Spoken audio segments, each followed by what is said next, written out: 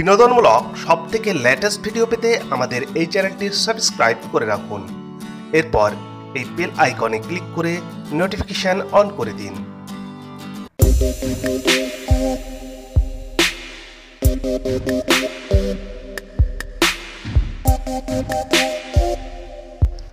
দেশীয় সিনেমার গুণী অভিনয়শিল্পী নায়ক রাজ্জাককে কেন্দ্র করে এবার এফডিসির পরিচালক সমিতিতে অপ্রীতিকর ঘটনা ঘটেছে।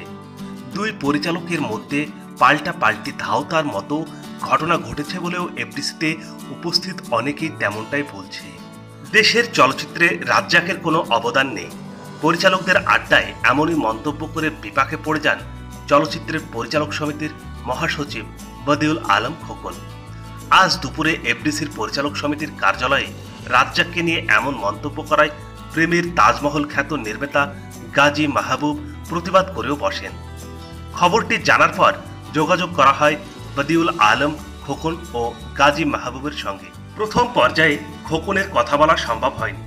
গাজী মাহবুব আমাদের সংবাদ মাধ্যমকে জানান, প্রতিদিনের মতো আজও মহাসচিবের সাহেবের সঙ্গে আড্ডা দিচ্ছিলাম। একটা সময় নায়ক রাজে ছেলের প্রসঙ্গ ওঠে।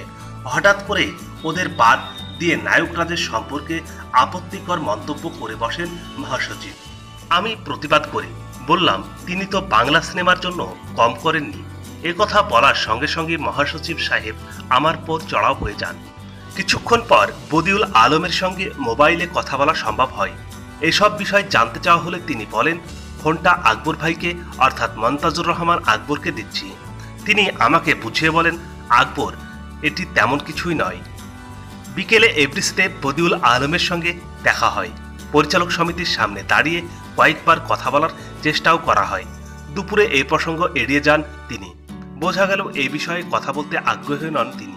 কিছুক্ষণ পর দাঁড়িয়ে থাকার পর খোকন বলেন, এটা আমাদের নিজের সমস্যা, নিজেদের মধ্যেই সমাধান করে ফেলব।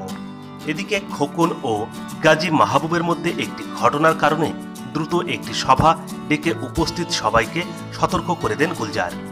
পোস্টভাবে সবাইকে জানিয়ে দেন রাজ্জাককে নিয়ে যেন ভবিষ্যতে কেউ কোনো আপত্তিকর মন্তব্য না করেন। তবে সবকিছুর জন্যই রাজ্জাককে ফোন করে সবার পক্ষ থেকে ক্ষমাও চাওয়া হয় বলে জানিয়েছেন গুলজার। সপ্তাহ খানেকের মধ্যে পরিচালক সমিতির সবাইকে নিয়ে বসবে আবারও গুলজার।